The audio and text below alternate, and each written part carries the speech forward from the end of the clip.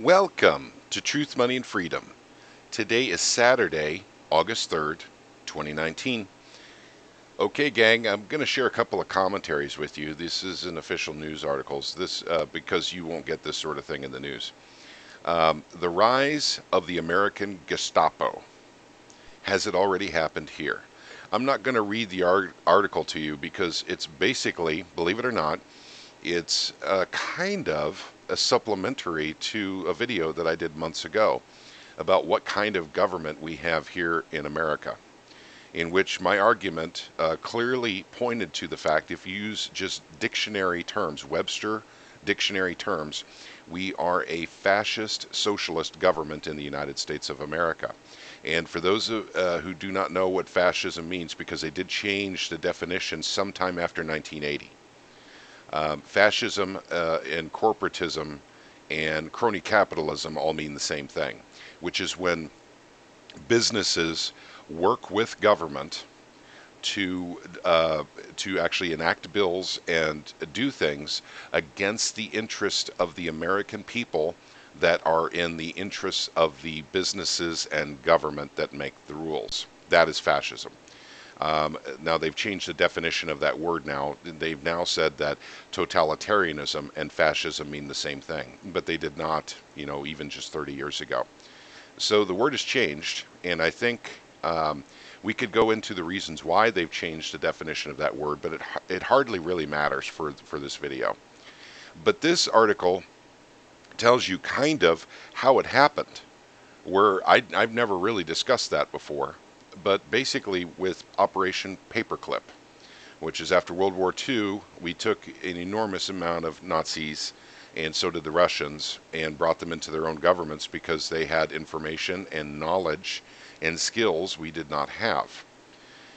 But at the same time, you have to remember something. Now, this is historically accurate if you say that the FBI and major corporations loved Hitler and they supported him. They supported him financially even. There were banks in the United States, the one owned by Prescott Bush, grandfather Bush. He was actually very pro-Nazi, and he was funding Hitler with a bank, and that was discovered. By the way, you guys can look this up.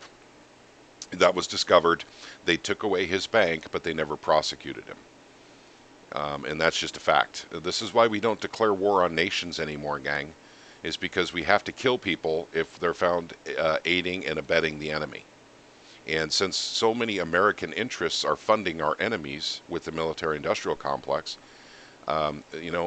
we literally have an issue. We have a problem because we have the same military-industrial contractors, Boeing, GE, McDonnell Douglas, Raytheon, Halliburton. I mean, I could go down the list, but you guys get the picture.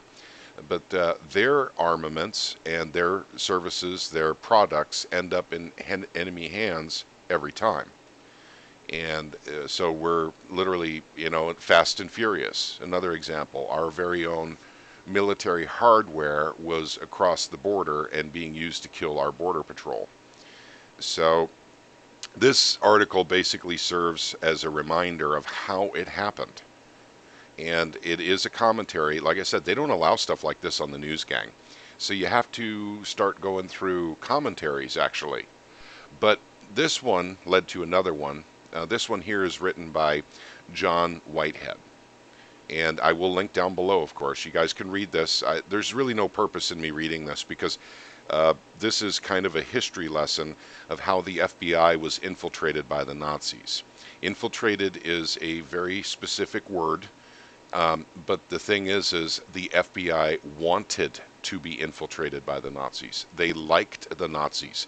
They liked how the Nazis did things, and they wanted to learn how to do things the way the Nazis did. And so that's what this article talks about.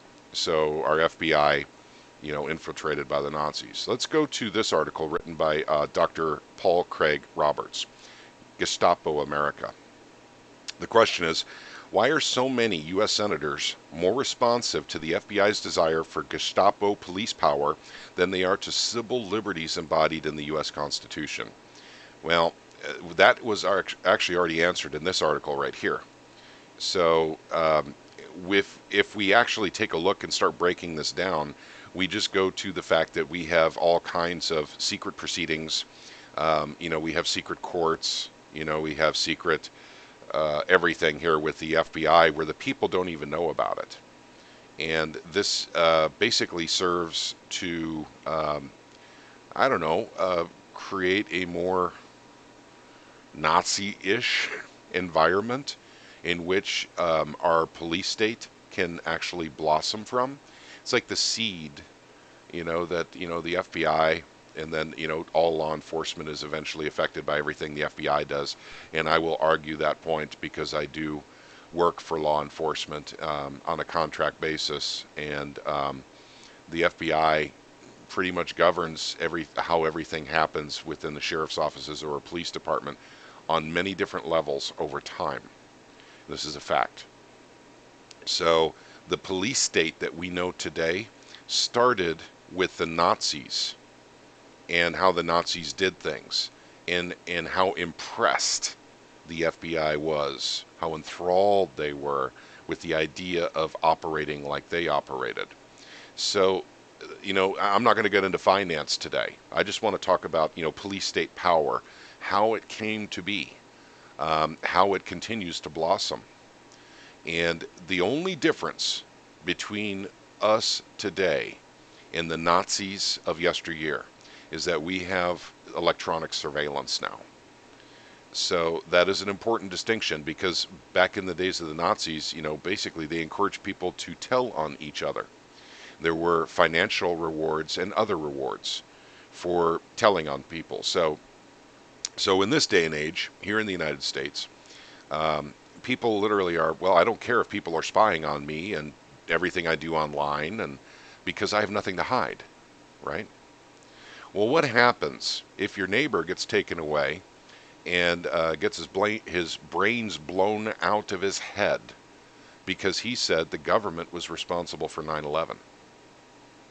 So what happens then when you are not allowed to even talk about the truth anymore, of who was responsible for 9/11 and, how it happened? Because honest to God, gang, if you don't know math and you don't know science, it's easier to believe the government story.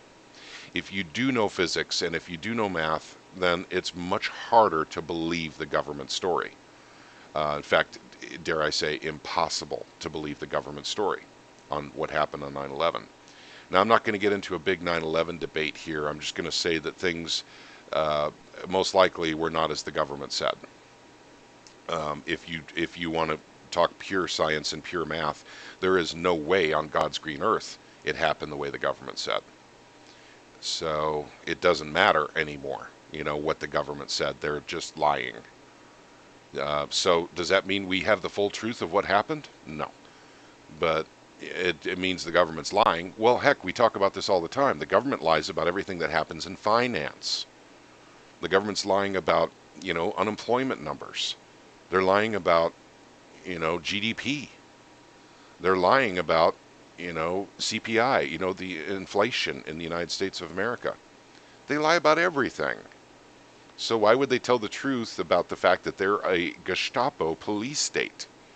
Why would they come out and admit, yeah, we use the same tactics the Nazis did? In fact, we were so impressed with the Nazis and how vicious and violent they were to taking down opposition that we have literally adopted virtually everything they've done, except we're smarter about it because we're doing it through electronic surveillance. They didn't have that ability. So, am I an anti-American? Absolutely not. I love this country. I love the people in this country. But I am saying that there are elements within our government that definitely will serve to take down this republic. This republic, basically is virtually indistinguishable from the republic that we had in the 1890s. It's impossible to see the similarities anymore. Why do I say that? Because we don't have proper representation. Once you elect someone, or is supposedly elect somebody, They work for the military-industrial complex or the big businesses anyway. They don't represent you. They're not looking out for you. And they've always got the same excuses. Well, it's, everyone disagrees. Everyone disagrees. We have to compromise. We have to compromise. Well, when we compromise on something that is against the best interests of the American people every single time, you got to see a pattern. You see a pattern forming. So the bills that they create are often, not just often, but almost every time, in the benefits of major corporations, particularly, the big corporations, and also the banks. And so let's not forget the banks. Well, that's exactly the way the Nazis operated too, gang. So maybe it's time to actually start calling a spade a spade. The Republicans I see as socialist and fascist. I see the Democrats as communist and fascist. We don't have any right side of the political spectrum representation right now. It just doesn't exist. The last one we had probably was Ron Paul. And for those of you who were scared by Ron Paul was much more closely aligned with the founding fathers of this country. Much more closely inclined to believe in that aspect of governance, because it is literally enshrined in the Constitution. That man was a constitutionalist.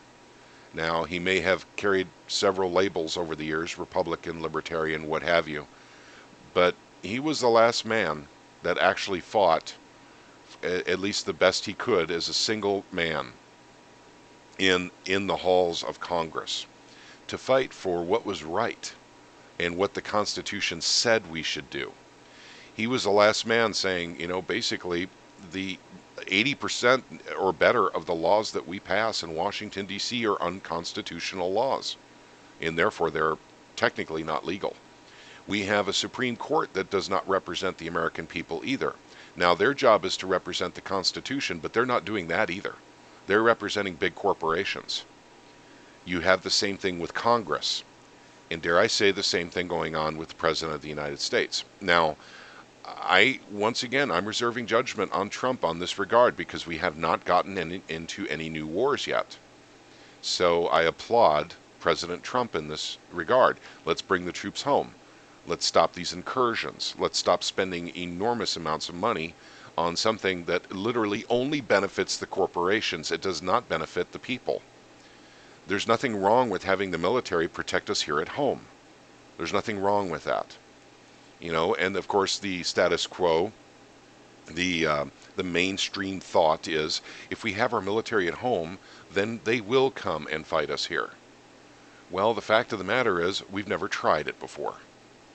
So, they'll say, nonsense, what about Pearl Harbor? Well, Pearl Harbor was not the mainland, and they knew about Pearl Harbor at least 10 days in advance. They chose to let it happen.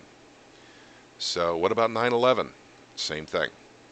In fact, I'm not even going to talk about that because I don't want YouTube shutting this video down. I would like to get a few things across.